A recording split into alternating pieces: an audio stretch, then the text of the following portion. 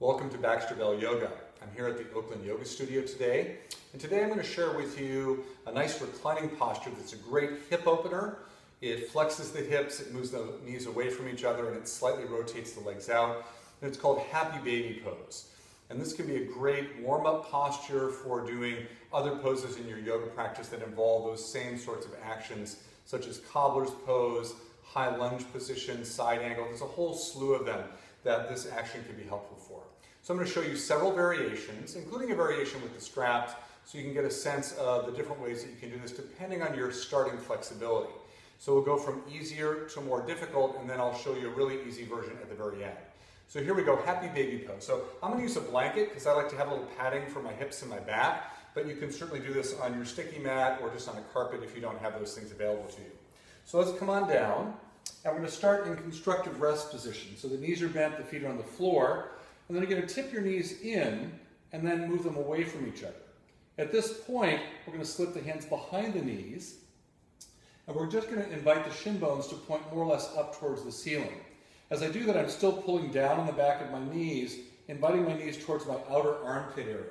So this is Happy Baby Pose version number 1. This is the easiest version of the postures. It's not the classic version, we'll get to that eventually, but this is variation number 1. Now, if you're a little more flexible, you might be able to reach up and grab onto your ankles and still keep that nice press of the knees down, the shin bones more or less pointing straight up and down. And whatever variation you end up in, I would stay for 6 to 12 breaths, and gradually you can work your way up a little bit more. And I am trying to create a little stretch sensation in the hips, but I'm not going for pain. Now, if this is accessible to you, then you might be able to come into what I would call the classic version, which is where you reach up and grab onto the edges of your feet. So you notice my elbows are a little inside my knees, my forearms are in front of my shin bones, and I'm holding onto the outside edge of my foot. So I usually consider this the classic version of Happy Baby Pose. My thighs are almost parallel to the ground, but not quite. And those that are more flexible might find that the legs do go down a little further. And then finally, if I lift up a little higher and take my arm behind my leg and reach around and grab onto the outer edge of the foot, this requires a little more flexibility. This would be considered the most advanced variation, or the deepest fold of the hips. And of course, I want to make sure that my lower back is fairly close to the ground. So a lot of you, if your butt goes way up in the air, you'll want to go back to this version or this version. So to come out, the knees come together, the feet come down, and then I want you to grab a strap if you have one. And we're going to bring one foot in and put the strap around the foot near the end of the strap. We're going to hold that with both hands. And then we're going to take the other end and place that around the other foot. So I've got a little hold here so that if I want to hold onto the feet or have some connection there instead of holding onto my knees or my ankles, this double strap variation where you take two ends of the strap, hook them around the feet, and then draw the knees down a little bit could be a nice version for those of you that want to feel what it's like to anchor through the feet. So I like this a lot, and I certainly shared this with a lot of my students in class. So this is Happy Baby Pose using a strap on both feet.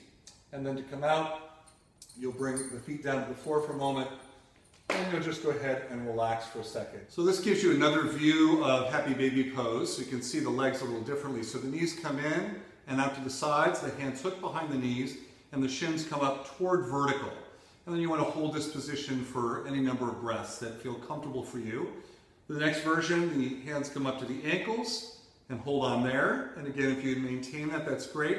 So you're wanting to make sure that the lower back is fairly close to the floor. And then the classic version, the hands come up and grab onto the sides of the feet. You'll notice the position of the arms here. And then for the advanced variation, the hands come around into the outside of the heels. And again, the head needs to be able to come down. So if the neck goes like this, then you've gone too far and you want to back up one level. And then if we bring the feet down for a second and we grab our strap, we would put the one end of the strap around one foot and the other end around the other foot.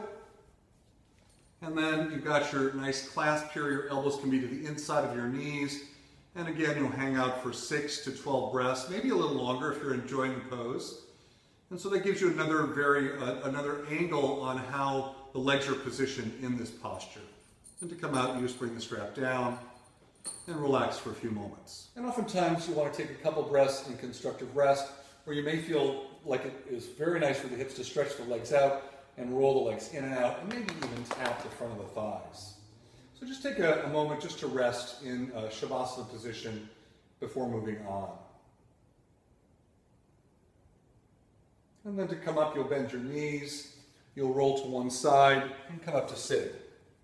So there you have it, happy baby pose. A really nice pose to work on the hip joints and those particular actions of drawing the knees in, moving them out, and rotating them out slightly. And so you get some hip work, sometimes you'll feel some stretch in the hamstrings as well. And I use this both at the beginning and at the end of practices. So you'll find some nice places to put it in longer practices.